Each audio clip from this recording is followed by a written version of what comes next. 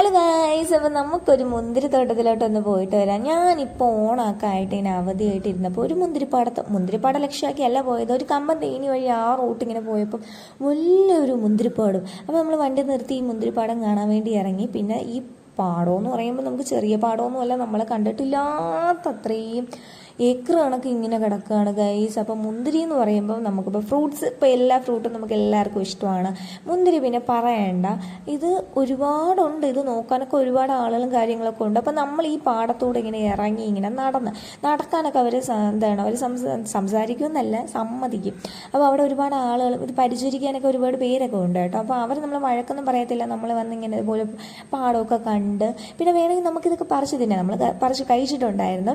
പിന്നെ 5-6 പറക്കി പോക്കറ്റിലൊക്കെ ആയിട്ട് നമ്മളിങ്ങനെ വന്ന് അപ്പോൾ പൈസ കൊടുത്തൊക്കെ വാങ്ങാൻ പറ്റും. പക്ഷേ ഇവിടെ നമുക്ക് കുറഞ്ഞ റേറ്റിൽ സംഭവം കിട്ടും. അത് നല്ല ഫ്രഷ് ആയിട്ട് പിന്നെ കാണാനും എന്ത് ഭംഗിയാണ്. അപ്പോൾ ഇവിടെ നിലവിലിപ്പോൾ ഉണ്ടായിരുന്നത് ഈ ചുമന്ന സൈസ് മുന്തിരിയായിരുന്നു. അപ്പോൾ പച്ച സൈസ് ഇല്ല, പക്ഷേ അതിൻ്റെ ഒരുപാട് ഇങ്ങനെ കൃഷി ഉണ്ടായിരുന്നു. സോ കാണാനൊക്കെ നല്ല ലുക്കും കാര്യങ്ങളുമാണ്. നല്ല എന്തായാലും ആ ഒരു റൂട്ടിലെന്ന് പറയുമ്പോൾ ഇങ്ങനത്തെ ഫ്രൂട്ട്സും കാര്യങ്ങളൊക്കെ ഒരുപാട് അവർ കൃഷി ചെയ്യുന്നുണ്ട്. ഇതൊക്കെയാണ് നമുക്കിവിടെ വരുന്നത്. സോ ഗൈസ്, നിങ്ങൾ ചാനൽ മറക്കാതെ സബ്സ്ക്രൈബ് ചെയ്യുക, ഷെയർ ചെയ്യുക, കമൻറ്റ്